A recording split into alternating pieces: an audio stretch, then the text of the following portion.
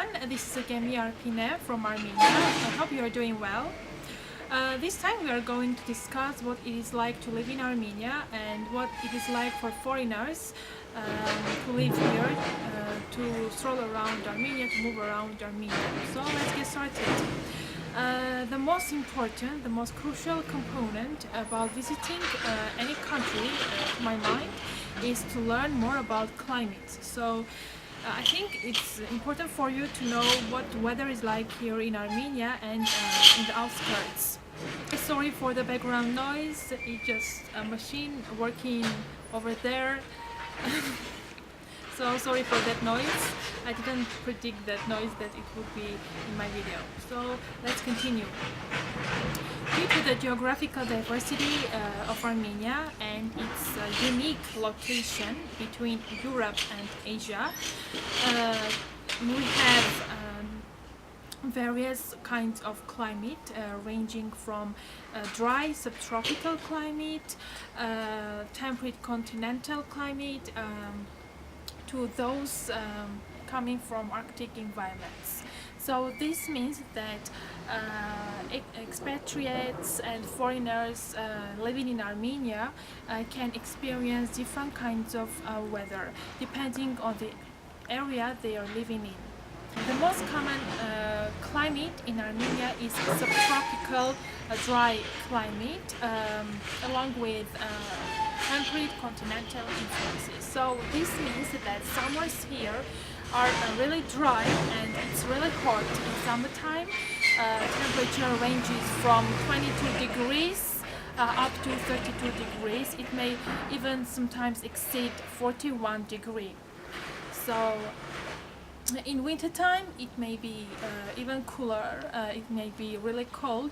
Temperature may range from minus 10 degrees up to 5 degrees. The second component, which I consider very crucial about visiting any country, concerns its people, concerns the nation. And of course the land that the country is situated in. Armenia is located in South Caucasus region. It is a landlocked country.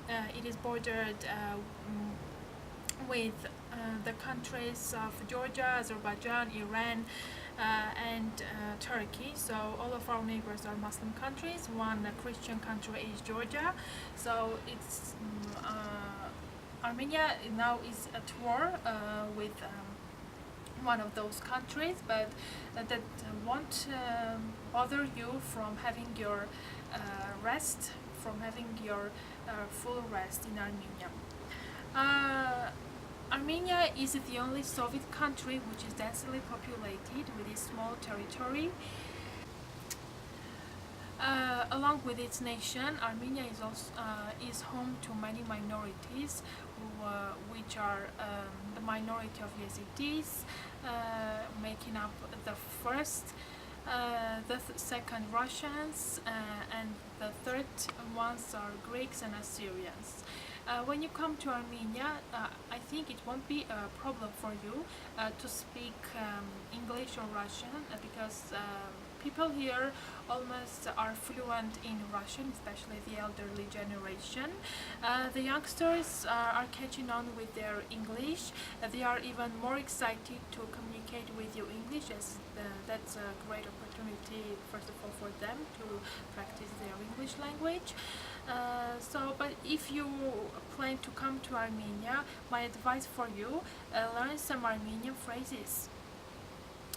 And if you come to Armenia, I'll advise you to make friends with some Armenians, and I advise you to accept the invitation if you get to their family for dinner, because that will be an incredible opportunity to taste Armenian delicious traditional dishes.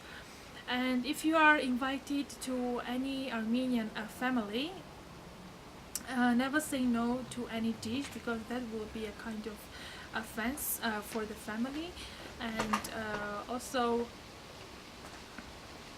try to eat whatever you can from that table, because you'll never have another opportunity to eat that kind of delicious homemade things as you'll have at that Armenian family.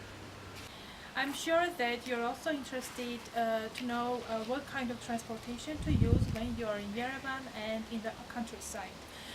First of all, I would like to let you know that you'll be able to drive here in Armenia with your driving lessons if you have brought it from your home country, provided that you have an international driving permit.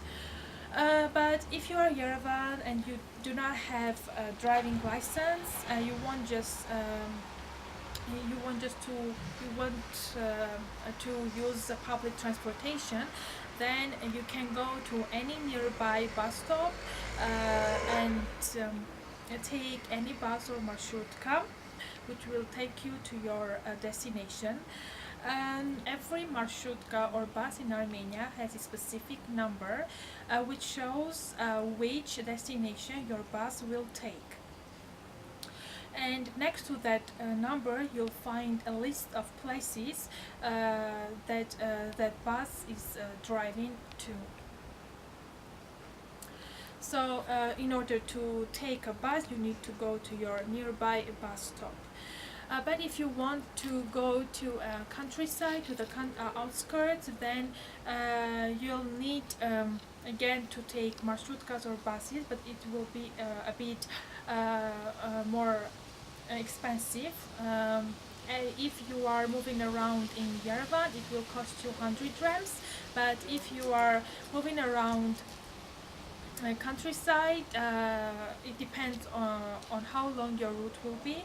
It will cost you 150 drams or 200 drams if you are going to, for example, Arad province. But if you go a little bit farther, for example, if you go to Sevan Lake, it will cost you 1,500 drams or even 2,000 drams. But if you want to get your destination faster, of course, taxis are everywhere. You can take a taxi. There's also an opportunity to get on a train, and there's also an opportunity to use metro station. So the cost for a metro station is 100 drams. So we do not have metro station in the countryside. It's only for citizens of Yerevan. To go to the countryside, the bus stops are different for those who go to the countryside. We have Hüsayin bus stop or northern bus stop. We have Kilikia bus stop. Their buses gather together to wait for their passengers. So you have to get to those bus stops to get in the bus that you want. So this much about today. If you like the video, like it, subscribe to the channel, and if you have any questions, comment below. I'm really interested to read those questions and answer them. Bye bye.